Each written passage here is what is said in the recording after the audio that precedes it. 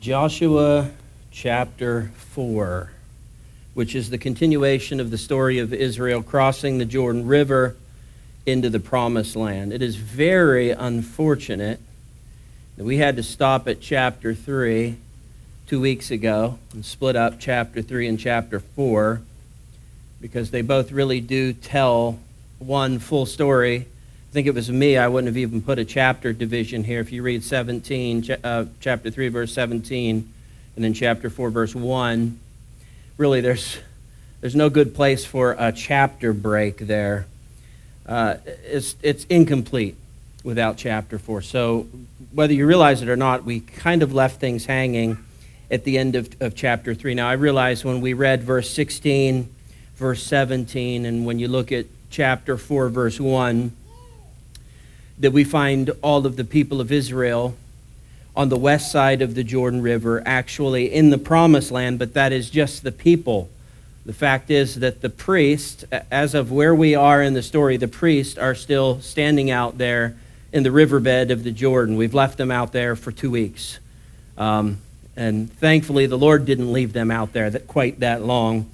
But we get back to it. We pick up the story there. That's where we are in the progression of the story. But before Joshua finally releases the priest to finish that crossing over of the Jordan riverbed and into the Promised Land, the Lord is first going to speak to Joshua, and he's going to command Joshua to send runners back and forth. They have crossed over. He's going to send guys back in to the riverbed, the dry riverbed of the Jordan, on a special mission from the Lord, and it is one that should speak volumes into your heart tonight if you will open your heart to the message and let it do so. So let's begin reading in verse 1 of chapter 4.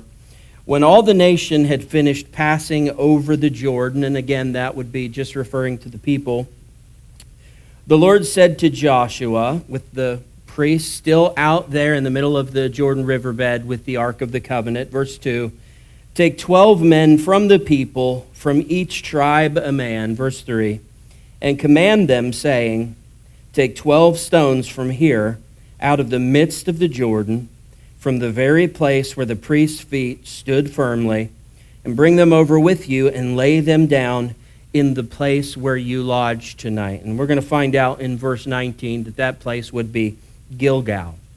That's where the Lord is taking them to. That's their first camp spot inside the Promised Land. Gilgal was about 8 miles slightly north of where they would have been crossing over here. So it is a substantial distance just to walk if you're not carrying heavy rocks, and all the more challenging if you're carrying large rocks for 8 miles. It's quite a hike.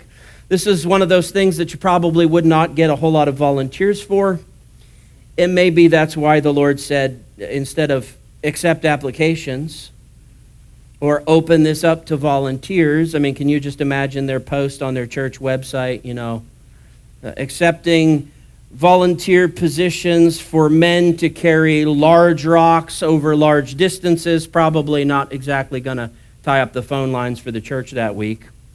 So it's no wonder that the Lord told Joshua to actually pick men, 12 men, one from each of the 12 tribes of Israel. Very symbolic thing here. We read in verse 4, then Joshua called the 12 men from the people of Israel, whom he had appointed. Notice they did not, in fact, volunteer. He picked them, a man from each tribe, verse 5. And Joshua said to them, pass on before the ark of the Lord your God into the midst of the Jordan. So in other words, they had already crossed over at this point. They're now on the west side of the Jordan, the Promised Land side of the Jordan River. And Joshua is sending them to go back to near where the ark was located. And he says, take up each of you a stone upon his shoulder. And I think that sort of communicates the Lord's intention here about the size of these rocks that they were to bring back. They were big enough that you couldn't carry them with just your hands, but they were manageable enough that you could carry them on your shoulder. So they weren't to show up with 12 pieces of gravel. I mean, I think Joshua had to say, guys, please, I'm not telling you to break your back here, but don't come back with a little handheld rock. It's not going to serve the purpose. The Lord is aiming for something big here, as I think we could safely say the Lord always is. He's always aiming for something big. If you're trying to do something with the Lord and you're trying to decide between the small thing and the big thing, I don't know. I say just go for the big thing, because I think that's the way the Lord usually works. So each one of you taking a stone upon his shoulder, according to the number of the tribes of the people of Israel, that'd be 12, verse 6, that this may be a sign among you when your children ask in time to come, what do these stones mean to you? Verse 7, then you shall tell them that the waters of the Jordan were cut off before the ark of the covenant of the Lord. When it passed over the Jordan, the waters of the Jordan were cut off. So these stones shall be to the people of Israel a memorial forever. And I want to point out, this is Joshua getting this information. So we're going to read about this stuff again. It sounds like we're reading it twice. Really, we're seeing it come from God to Joshua, and then we're going to read about Joshua relaying all of these words along to the people. There are so many practical truths that can be found in studying this chapter. One of the first ones that really leaps off of the pages at me is from verse 7. The waters of the Jordan were not cut off before the people. They were not cut off before their leader Joshua. They weren't even cut off before the priest, the holy priest. But the waters of the Jordan were cut off before the Ark of the Covenant.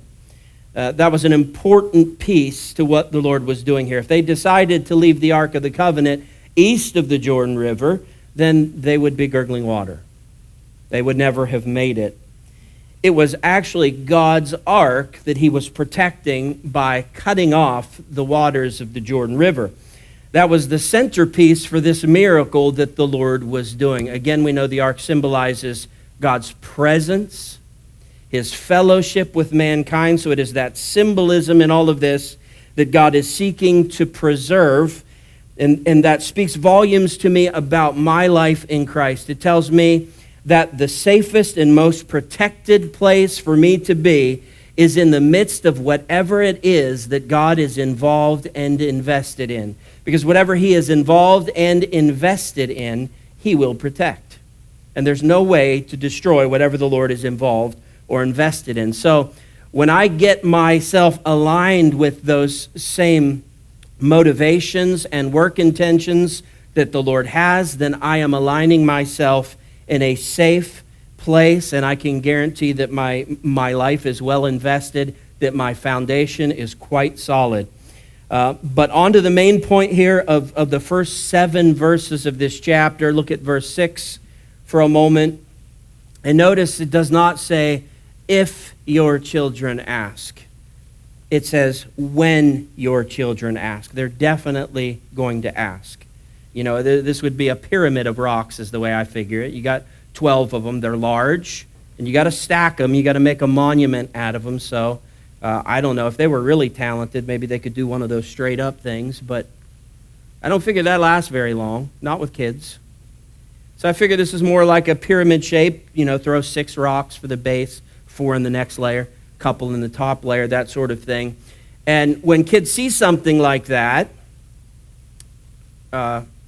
they're fairly intelligent beings, even at young ages, and they'll recognize that's a human accomplished thing. That's not something that is naturally occurring in nature. You don't just walk through the woods and see that and think, wow, great landscape. You recognize something like that as a man-made thing. And so kids are going to ask about that. If nothing else, well, they're probably going to ask if they can climb it or if they can play on it, because kids are going to be kids.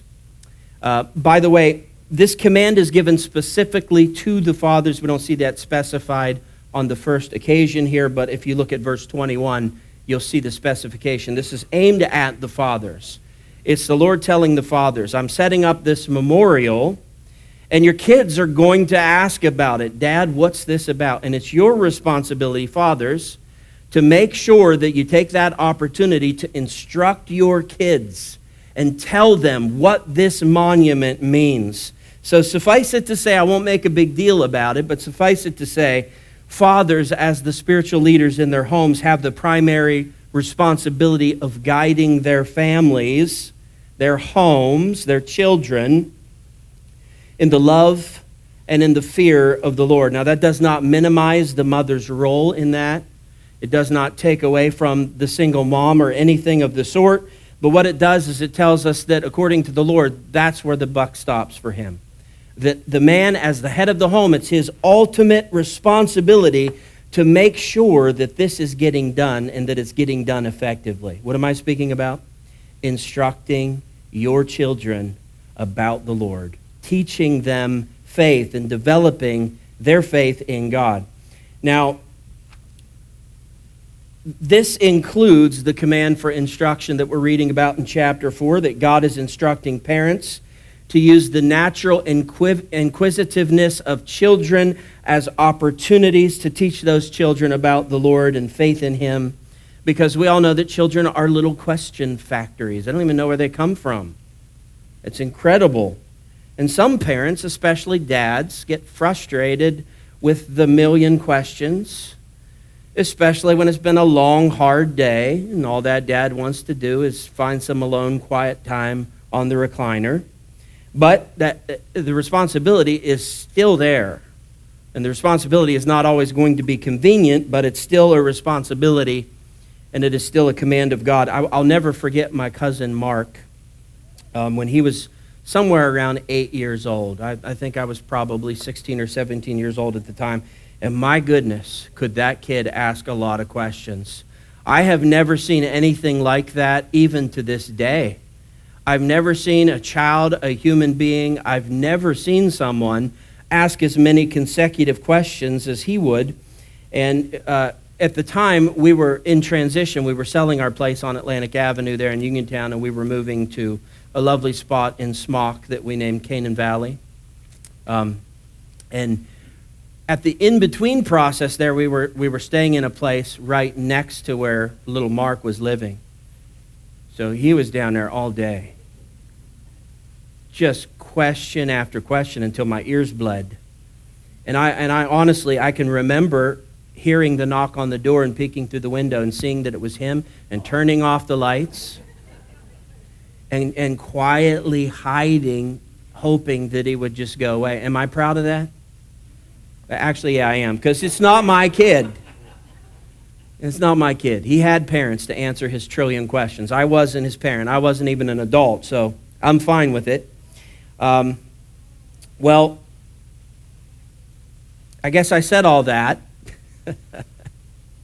to reinforce my point that the inquisitive mind of a child, and I know it can be a nuisance when it's someone else's child, but just hear my point here. The inquisitive mind of a child, your child, is a blessing and not a curse. It's God-given so that parents don't get lazy in the process and fail to train their children. Their children are just naturally going to ask these questions, and every question is an opportunity if you'll seize it. I know the temptation is to give the quick answer just to get the kid to shut up and go away. You guys don't know what I'm talking about yet. Give it a few years. The temptation is to give those simple, not so deep, kind of surface answers, things like this. Well, it's just what we've always done, It's tradition. Tradition. Sorry, me and Maggie just watched Fiddler on the Roof again. If you'll seize those opportunities, if you'll take the time to take advantage of that at a very young age, you can begin to develop faith in those children. How did Israel do with this? Well, you can read it for yourself if you want to turn with me. This is the book of Judges, the next book in the Bible, Judges chapter 2. I'm going to read verses 8 through 10 for you. Here's how Israel did with it. And Joshua, the son of Nun, the servant of the Lord, died at the age of 110 years, and they buried him within the boundaries of his inheritance in Timnath-Heres, in the hill country of Ephraim, north of the mountain of Gaash. And all that generation also were gathered to their fathers, and there arose another generation after them who did not know the Lord or the work that he had done for Israel. And isn't that amazing? How well did they do? They did terrible. They didn't even get the message to the next generation. They didn't even train their children. They didn't even say, this is what the rock pile is about. This is a memorial of the miracle that God did to bring us here, to give us this land that he had promised to us. So they did a terrible job, but be careful, parents. And don't criticize second generation of Israel for not conveying that to third generation Israel if you're not yourself doing better than they with your own children. You know, Dad, Mom, why do we go to church? Well, Grandma and Grandpa always did. So we do. Dad, Mom, why do we do communion? Tradition. You know, if we're not answering those questions in ways that cultivate their faith, then we're doing no better than the second generation of Israel. Verse 8. And the people of Israel did just as Joshua commanded and took up 12 stones out of the midst of the Jordan, according to the number of the tribes of the people of Israel, just as the Lord told Joshua. And they carried them over with them to the place where they lodged and laid them down there. Verse 9. And Joshua set up 12 stones. This is new. Listen very carefully to this. And Joshua set up 12 stones in the midst of the Jordan, in the place where the feet of the priest bearing the ark of the covenant had stood, and they are there to this day. In other words, they were there, still in place at the time of Joshua writing this chapter. But did you catch the big news of verse 9, the new thing that we haven't read about yet? They have actually got 2 monuments now. We knew about the one. God told them to take 12 stones from the midst of the riverbed of the Jordan, right near where the priests were standing, gather 12 large stones from there, bring them over across on the promised land side of the Jordan, and stack them. But we just read in verse 9 that what Joshua also did, and probably at the command of the Lord, perhaps not, perhaps it was just a wonderful idea he had. Either way, it was a wonderful idea. Joshua didn't just have that done, but what he also did, and you know, these poor 12 guys, if they agreed to one trip, well, it ended up being 2, because once they get the rocks over there on the Jordan side, or pardon me, the east side of the Jordan in the promised land, they're now going and taking rocks, I would assume, from the land side, and they're taking those into the riverbed, and they're putting them right near, making a monument where the Ark of the Covenant stood. So you have 2 monuments now. You have a public memorial, and you have a private memorial. You have a monument that could be seen by the whole world. And you now have a monument that could only be known about by those who put it there. And of course, maybe some scuba divers in the future, but the technology wasn't there yet. So you've got these 2 monuments, one public and one private. You can call that a pattern. You can call it a principle for spiritual life, but either way, whichever one you prefer, I think that we do learn something beneficial from this as Christians. That it's a good thing for us to have both of these kind of memorials in our lives. First of all, the kind of memorial that is public, the kind of memorial that we want to broadcast to the whole world. And I would think, you know, communion, in my opinion, falls under that kind of thing. It's a memorial of what Christ has done for us in dying for our sins. And don't we want the whole world to know about that? I mean, would you be happy if people were tuning in on the live stream, all across the country and watching you take communion, watching you memorialize what Christ has done for you in that? Well, you got other public things that serve as memorials. Your testimony, your public testimony. It could be anything that you wish to make public before the world to show them what God has done in your life. For some, that might be a vision that the Lord gave you. I think of Drumhiller here. Is that his name, Drumhiller? You remember him? Lord gave him a vision. It's all he wants to talk about. Well, it's a public memorial in his life that he wants the whole world to know. Those are wonderful, whatever they may be for us.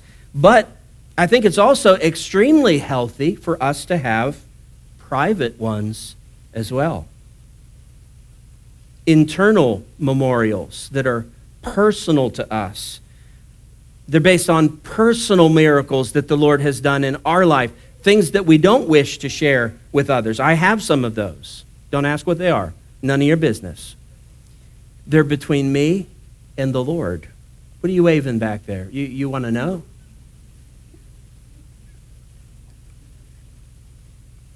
They're private. They're between me and the Lord, and probably Maggie now. So they're hidden in this Jordan. Me and the Lord, we know where they're at. We know what they're about, and that's all that matters. They're private, and I suspect that you have some of those as well in your life, and it's a good thing. Things maybe you don't want to talk about with the world, but little things in your life that cause you to stop and look back and think about, oh, wow, God did that for me. That was a personal miracle, and it motivates my future in him. Verse 10, for the priest bearing the ark stood in the midst of the... I just finally realized you were waving at Addie, weren't you? Okay, good. I can keep my secrets then? Okay, good. Verse 10. For the priest bearing the ark stood in the midst of the Jordan until everything was finished that the Lord had commanded Joshua to tell the people. According to all that Moses had commanded Joshua, the people passed over in haste. And I pointed this out 2 weeks ago, that they had faith to cross, but not enough faith to drag their feet. Like, well, we believe the Lord is doing this, because we see that he's doing this. I mean, the wall of water is there. But let's not test fate here. Let's hurry and get across. They're sort of like the father from Mark chapter 9. He had brought his demon-possessed child to Jesus, hoping that Jesus would cure him. And Jesus said, well, if you can have the faith, anything is possible to the one that has faith. And that father cried out, I believe. Help my unbelief. That is such a real prayer. I love that. I believe. Yes, Lord, I definitely believe. But by the way, would you help the aspects of me that don't believe? So just looking at that wall of water, I think that would definitely test your faith. Because you have to remember, it's growing by the second. The Lord cut the water off. He drew an invisible line there. He built an invisible dam there. But he didn't stop the water from flowing. Water is still coming from the north, and every second it stacks up and gets higher and higher and bigger and backflows and overflows backward all the way to the city of Adam. We read about that last week. So I don't think anyone would want to belabor that crossing. I guess I would ask you, what kind of faith do you have? Do you have faith that crosses the river but fast, or do you have faith that crosses the river and you're not worried about anything, that you're willing to drag your feet? If you're the second kind of person, God bless you. You're amazing. Yeah, you're amazing.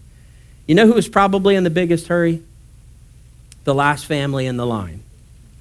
I would imagine they were pushing and shoving and trying to hurry the people in front of them the whole time. Or how about these folks? Because really, verse 11 tells us the last people to cross over are those bearing the ark. Verse 11, and when all the people had finished passing over, the ark of the Lord and the priest passed over before the people. Notice that terminology on the end, before the people. So the nation safely crosses. The priests are finally released to cross with the ark, and when they do cross on dry ground, they go before the people again. In other words, they head right back into that lead position. Verse 12, the sons of Reuben and the sons of Gad and the half-tribe of Manasseh passed over armed before the people of Israel, as Moses had told them. Verse 13, about 40,000 ready for war passed over before the Lord for battle to the plains of Jericho. So Joshua here, inspired by the Lord to write, wants us to know that Reuben, Gad, and Manasseh did show up and fulfill their commitment. Kind of. Let me show you what I mean. First of all, I know by now you got to be quite familiar with the deal that Moses made with Reuben, Gad, and half of the tribe of Manasseh. We studied it in Numbers chapter 32. We have referenced it since then multiple times. So just remember that deal. The deal was that they did not want to settle in the land of promise. They didn't want to come over into Canaan. They didn't even want to cross the Jordan River. And that made Moses upset. And to appease Moses, they said, okay, Moses, we'll cross over, we'll fight with you, we'll help the rest of the nation to win its settlements in the land of promise, but once that's done, we want to come back across the Jordan, and we want to settle east of the Jordan. And Moses agreed to that. So the standing deal was that they were to get little cities and homes built for their families, make sure they were all safe and taken care of. But then once that was done, those who were military eligible were to cross over, fight with the nation, and then return once the fighting was done. Well, if you go back to the second census that was taken in Numbers chapter 26, you can find the total number of military eligible men for these 2.5 tribes, Reuben, Gad, and half of the tribe of Manasseh. So you're going to be taking verse 7, you're going to be taking verse 18, and you're going to be taking verse 34 from that chapter. You can total up verse 7 and verse 18, but for verse 34, you have to guesstimate, because that is the total number for the whole tribe of Manasseh, and the tribe has split. So if you want to just take a guess at this, you cut Manasseh's number in half, and then you add that to the totals of Reuben and Gad, verses 7 and 18, and that gives you approximately 111,000 men. 111,000 soldiers that weren't too old to fight, and they weren't too young to fight. They were ready to go to war. 111,000. But take a look at verse 13. How many of those 111,000 actually showed up on the east side of the Jordan? East side of the Jordan. I keep saying that the wrong way, don't I? The west side of the Jordan. The promised land. Well, it was 40,000. So only 40,000 had the privilege of crossing the Jordan River. 71,000 of them approximately, just, guesstimates here, but somewhere around 71,000 of them did not get to experience what it was like to stand there at the foot of that wall of water and watch God hold that water back miraculously. 71,000 did not get to walk across on dry ground, even though moments before this crossing, moments before this miracle, it was flooded and saturated ground. They didn't get to experience that. And then they didn't get to experience what is about to follow in our reading, and that is that when the Lord is done and everyone has crossed over, the Lord releases the water on cue. Just an absolute miracle, life-changing, future-altering stuff, and 71,000 of those men that could have experienced that did not. They missed it all. They never left the east side of the Jordan. What were they doing? Were they holding down the fort? Were they protecting the settlement there on the east side of the Jordan? Maybe, and that's honorable if so. My question would be, do you really need 71,000 men to do that? Were they just too chicken to cross? Were they just too disinterested to cross? We don't really know, but we do know that they missed out on the blessing of a lifetime. And I think we do too at times.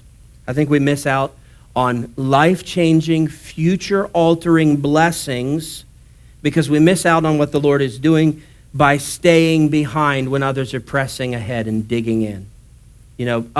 Other Christians are really going for it in the Lord, pressing onward, looking for the prize, and we're missing out for whatever reason. Missing out on life-changing, future-altering stuff. It may be safer where you are. It may be easier where you are. I'm sure it is. But I can guarantee you it won't be richer in terms of spiritual life where you are if you're staying behind while the rest of the church is pushing forward into the conquest and laying hold of the promises of God. All I can say is that if their reason truly is to avoid conflict, then, oh man, did they mess that up royally. Because conflict was going to find them. I shared with you before, Reuben, Gad, and half the tribe of Manasseh settling on the east of the Jordan. They were the first to be attacked. That was the first land to be conquered and taken by the enemy. So it really teaches a good lesson to us that there are battles on both sides of the Jordan, on the east side of the Jordan and on the west side of the Jordan. So whether you're saved and conquesting for the promises of God or whether you're unsaved, the fact is, life is still hard and there are still battles. Yes, we fight battles as Christians, and it doesn't do you any good. It doesn't help you out at all to, turn back and give your heart back to the world, taking it away from the Lord, heading back into the past. It doesn't do you any good because you're still going to fight battles, and now you don't have the Lord to help you with them. So if it's up to me, and I know that I'm going to fight anyway. I know that life's going to be tough anyway. I know that there are battles in my life that are coming anyway. If you ask me, what I'm going to do is I'm going to put on the whole armor of God, and I'm going to fight on the side where miracles are happening. I'm going to fight on the side that the Lord opened the path to through the Jordan River. I'm going to fight on the side where God's presence resides. I'm going to fight on the side where God's power is at work.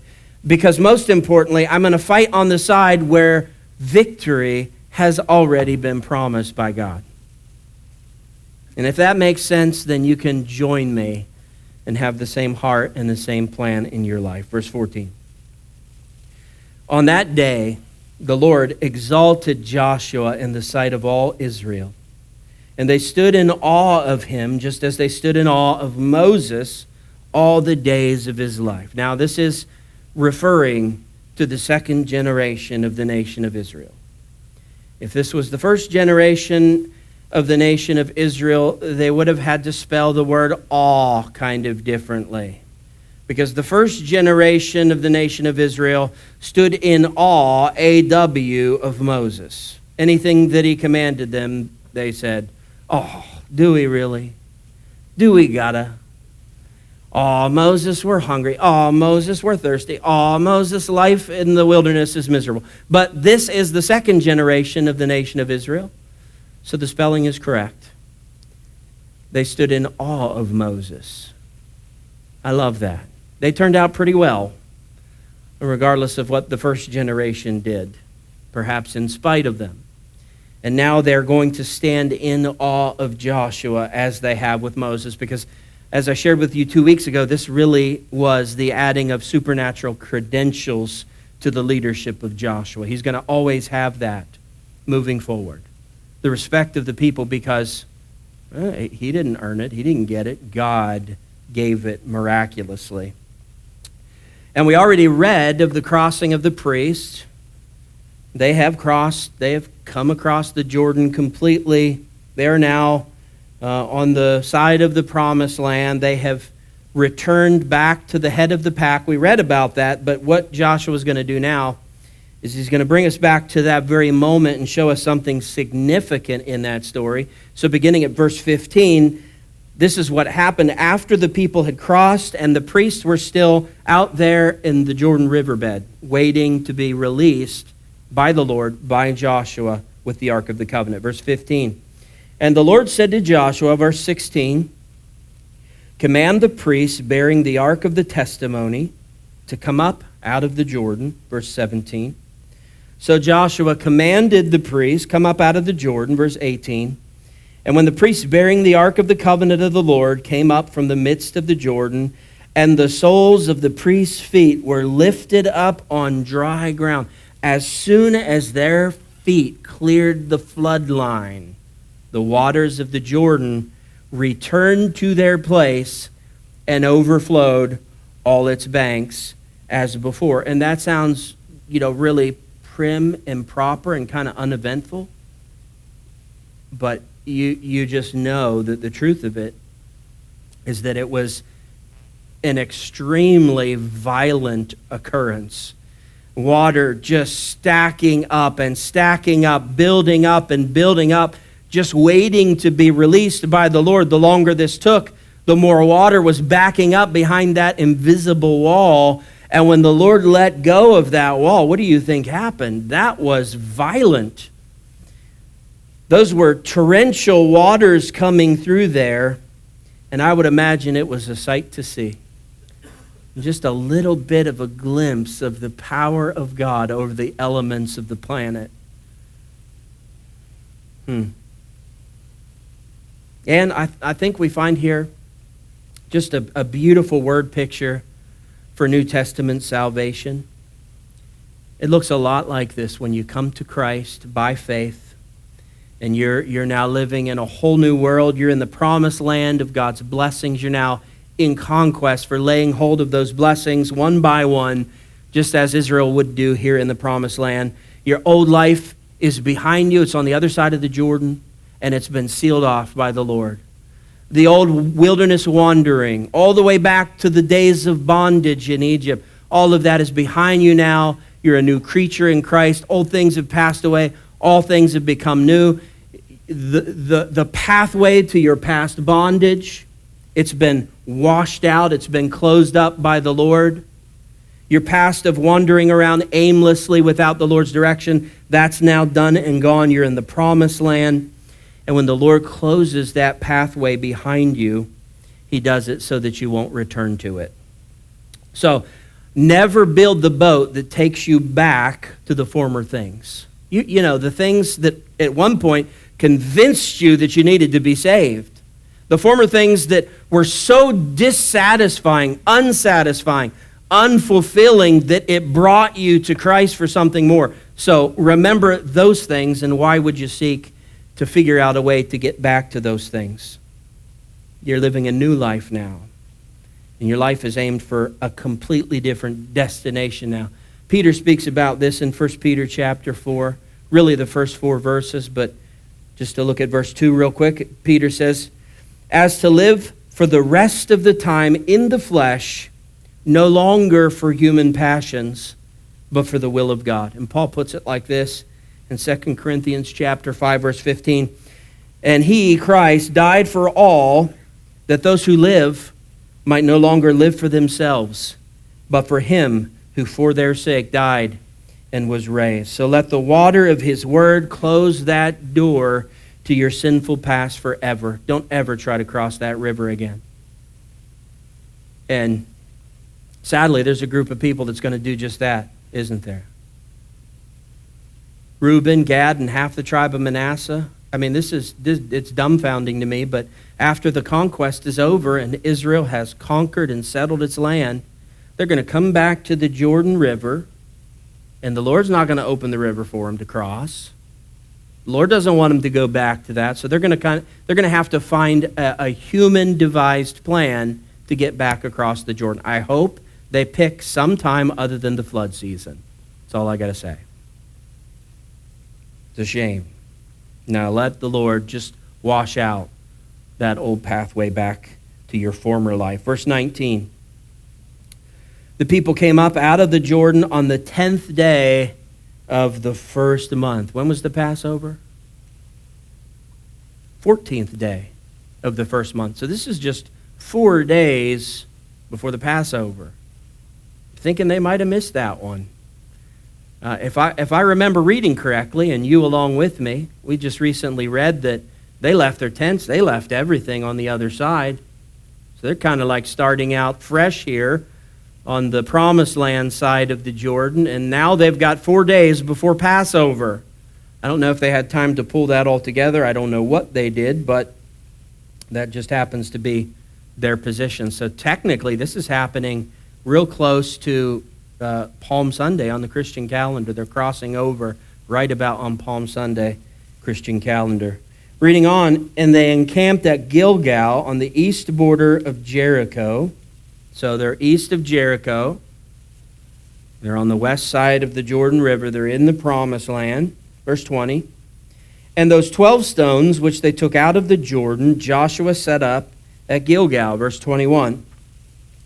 And he said to the people of Israel, when your children ask their fathers in times to come, what do these stones mean? Verse 22, then you shall let your children know, Israel passed over this Jordan on dry ground. So now he's telling the people about this. He's informing them of the Lord's command, why he had these 12 men move these rocks the way that he has. Verse 23, for the Lord your God dried up the waters of the Jordan for you until you passed over, as the Lord your God did to the Red Sea, which he dried up for us until we passed over. Verse 24, so that all the peoples of the earth, and I guess that would include us, because we're reading about this. You may not have seen the monuments, but you're reading about it. And faith comes by hearing. So you're hearing it. So that all the peoples of the earth, including us, may know that the hand of the Lord is mighty, that you may fear the Lord your God forever. So just covering back to what we covered initially, is that this stone memorial was first and foremost an opportunity for parents to instruct their children about the Lord and raise them in faith. But secondly, based on verses 23 and 24, and certainly it can be seen in the rest of this chapter as well, but verse 23 and verse 24 is really where it pops out to us, that these monuments were also to serve the adults as a reference point for their faith, a guidepost for their faith, or if you want to call it a hitching post for their faith. It's a hitching post that you're tethered to, that also becomes a guidepost for your future. So you look back and you figure out where you're supposed to go based on what the Lord has done. It is a moment in their lives that they have built a monument to so that they can remember what the Lord had done for them. And that was to serve the purpose of helping to ground them in their trust of the Lord. In the present, in the future, it was to all be attached to this, what God had done for them in the past. Now, this is a consistent biblical approach that God takes in the Scriptures, Old Testament to New Testament, in order to assist us in our faith, in our spirituality. All throughout the Bible, you're going to see this. You're going to see God calling for ways to memorialize the great things that he has done for us in our lives. And it is not because God is especially fond of memorials or monuments. I don't think he cares much about that. It's because of the weakness of our memories that God does this. It's because in our hearts and in our minds, we so quickly forget what God has done for us, and it messes us up in our faith. You know, it's sad. It's a pathetic commentary on human flesh that God has done so much for us in the past, so much so that we should never doubt anything that we're facing in the future. And yet we get in those situations in the present, and they're going to be coming in our future too, where we get stuck and we start to doubt, and we ask ourselves really stupid questions like, is the Lord going to be able to get me through this? That's a stupid question. I think that most of our faith problems, most of the crises of faith that we suffer through could easily be resolved if we would just take the time to stop ourselves where we are and turn around and not look at the things that we're supposed to put behind us, the sin and the failure, but if we would just stop and turn around and reflect on what God has already done in our lives, the miracles that he did for us, the miracle of conversion. You remember what your heart was like before you came to Christ for salvation. And God turned that around. What a miracle. He turned that around. He called your name, and he opened up the door of faith in your heart, and you believed, and you got saved. And what else has the Lord done for you? Maybe he's healed you of something that really could have been life-ending. Maybe he's delivered you from stuff that you were stuck on and couldn't get loose from. Well, those miracles that God did, they're reference points for our future. They're reference points for our present.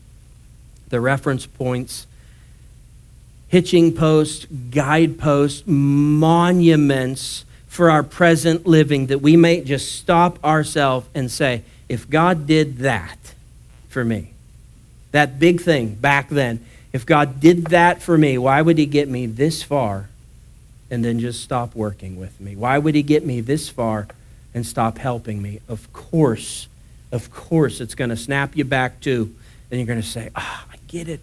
It's so simple. The Lord didn't bring me this far to just leave me and forget about it.